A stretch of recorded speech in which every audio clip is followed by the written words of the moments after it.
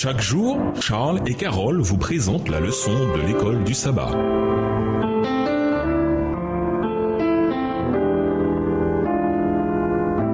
Bienvenue dans votre émission Dieu nous parle. Nous voilà à la leçon 4, la justification par la foi.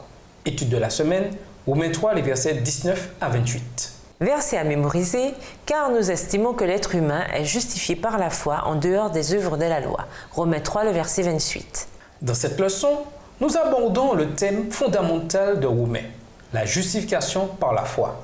Cette grande vérité qui, plus qu'aucune autre, a donné lieu à la réforme. Malgré ce que certains prétendent, Rome n'a pas changé d'avis sur cette croyance. Pas plus qu'en 1520, quand le pape Léon X a publié une bulle papale condamnant Luther et ses enseignements. Luther brûla un exemplaire de la bulle car s'il y avait un enseignement qui ne devait jamais être compromis, c'était et c'est toujours la justification par la foi. L'expression elle-même est une figure basée sur la loi. Celui qui transgresse la loi passe devant un juge et est condamné à mort pour ses transgressions. Mais un remplaçant apparaît et prend les crimes du transgresseur sur lui, acquittant ainsi le criminel. En acceptant celui qui le remplace, le criminel se tient à présent devant le juge, non seulement lavé de sa culpabilité, mais également considéré comme n'ayant jamais commis les crimes pour lesquels il s'est retrouvé au tribunal au départ.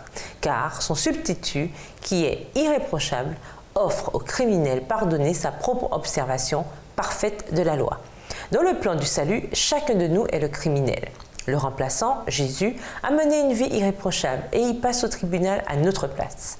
Sa justice est acceptée à la place de notre justice. Nous sommes ainsi justifiés devant Dieu, non à cause de nos œuvres, mais à cause de Jésus, dont la justice devient nôtre quand nous l'acceptons par la foi. Une bonne nouvelle s'il en est. En fait, on ne pouvait rêver meilleure nouvelle. Et nous vous laissons avec cette réflexion. Seules les œuvres de Jésus peuvent nous justifier. Au revoir. Et à demain si Dieu veut. Dieu nous parle. Chaque jour, Charles et Carole vous présentent la leçon de l'école du sabbat.